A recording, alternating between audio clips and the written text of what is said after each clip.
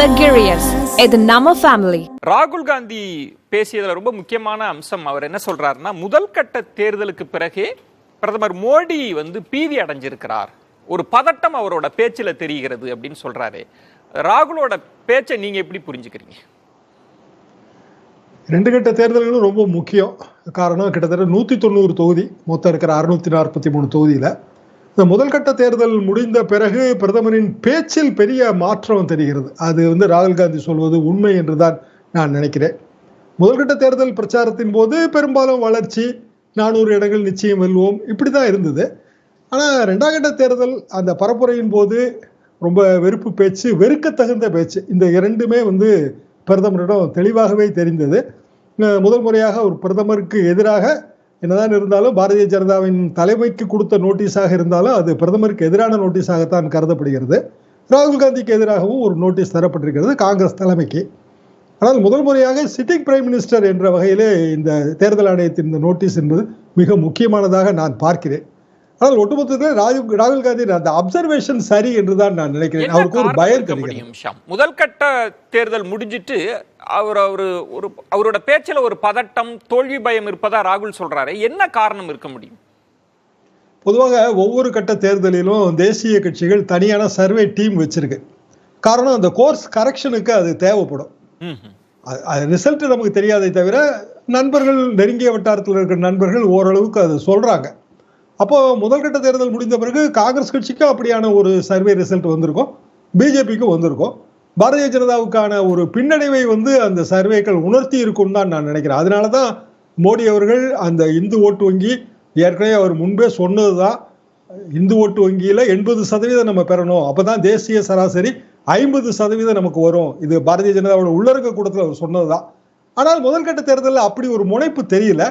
ரெண்டாம் கட்ட தேர்தலில் ஒருவேளை அந்த இன்டர்னல் சர்வே முடிவுகளுக்கு பிறகு இப்படியான ஒரு நிலைப்பாட்டை, அந்த கோர்ஸ் கரெக்ஷனை, இதுதான் நமக்கு சரியானது, வளர்ச்சி, இன்க்ளூசிவ் குரோத்னு சொல்றதெல்லாம் நம்ம வாக்காளர்கள்ட்ட எடுபடாது என்கிற ஒரு உணர்வுக்கு அவர் வந்து விட்டார் என்றுதான் நான் புரிந்து கொள்கிறேன். வியூகத்தை மாத்துறாரு அப்படின்னா இரண்டாம் கட்ட பரப்புரையில் அந்த வியூகம் அவருக்கு கை கொடுத்திருக்கும்னு நினைக்கிறீங்களா? ஏன்னா இரண்டாம் கட்டம் எனக்கு அப்படி தெரியலங்க. என்ன காரணம்னா, பசித்த வயிறுக்கு மதம் முக்கியமே கிடையாதுங்க. நீங்க சாமி முக்கியமா, சாப்பாடு முக்கியமா? சாப்பாடு தான். வேலை முக்கியமா, இல்லைன்னா நம்ம வேலை கும்பிடுவது முக்கியமா? வேலை தான். பணம், பொருளாதாரம். ஒபாமா கேம்பெயின்ல 2009 ஒரே ஒரு பேனர் தான், it is economy you stupid. இதுதான் த்ரூ அவுட் யூஎஸ் வைக்கப்பட்டிருந்த பேனர்கள். ஆனால் அதான் உண்மை. பொருளாதாரம் நலிவடைஞ்சிருச்சு. எனவே ஒபாமாவுக்கு மக்கள் பெரிய அளவுக்கு நிற வேறுபாடு கருதாமல் வாக்களித்தார்கள். இத்தனைக்கும் இதே மாதிரியான ஒரு வெறுப்பு பிரச்சாரம் அங்கேயும் கிளப்பப்பட்டது. ஆனால் அது மக்கள் மத்தியில் எடுபடவில்லை. நிற ரீதியான வெறுப்பு பிரச்சாரம் எப்படி ஒபாமா காலகட்டத்தில் எடுபடவில்லையோ அதே மாதிரி இங்க மத ரீதியான வெறுப்பு பிரச்சாரம் எடுபடாது என்பதுதான் என் கருத்து. உங்கள் பார்வையில் இப்போ முதல் கட்ட பரப்புரை மோடி கேரண்டின்லாம் வந்தாங்க, அது எடுபடலன்னு வியூகத்தை பிரதமர் மாத்துறாரு, அதுவும் எடுபடாதுன்றதுதான் உங்க மதிப்பீடா ஷியாம்? கண்டிப்பாக. அதாவது மோடி கேரண்டி, அதுல இருக்கிற பிராக்டிக்கல் அதெல்லாம் நம்ம விட்டுட்டு பார்க்கலாம். ஆனா அது ஒரு தேர்தல் அறிக்கையின் ஒரு அம்சம். தேர்தல் அறிக்கையை மோடியை மையப்படுத்தியதுதான். அப்போ பாரதிய ஜனதா தேர்தல் அறிக்கையை பத்தி மட்டும்தான் பேசணும். மோடி அவர்களும் அப்படித்தான் பேசியிருக்க வேண்டும்.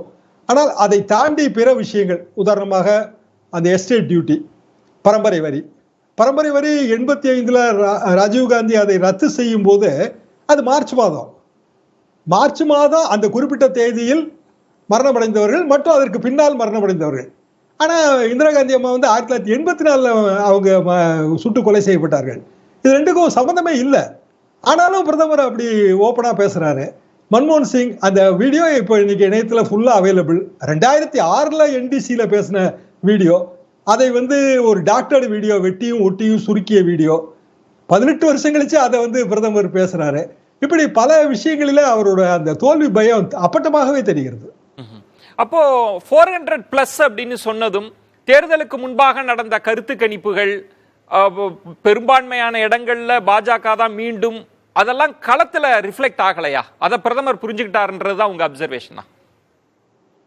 பிரதமர் அதை புரிந்து கொண்டு விட்டார் என்றுதான் நான் நினைக்கிறேன். ஆப்கே பார் சாகோ பார் கதையெல்லாம் உண்மையிலே எடுபடலைங்க.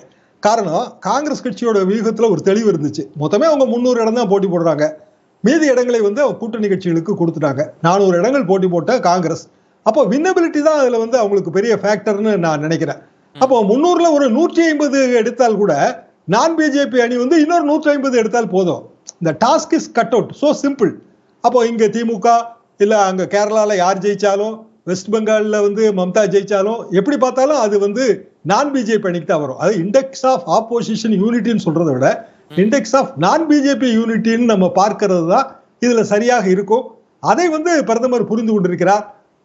நமக்கு எதிரான எல்லா சக்திகளும் ஓரணியில் நிற்கின்றன என்கிற விதத்தில் தான் அவர் வியூகத்தை மாற்றுறார். இன்னும் சொல்ல போனாங்க, வெஸ்ட் பெங்கால்ல நான் வந்து வங்காள தாயின் மகனாக பிறந்திருப்பேன், அடுத்த பிறவியில பிறப்பேன் என்றெல்லாம் வந்து நெக்குருவு பேசுறாரு.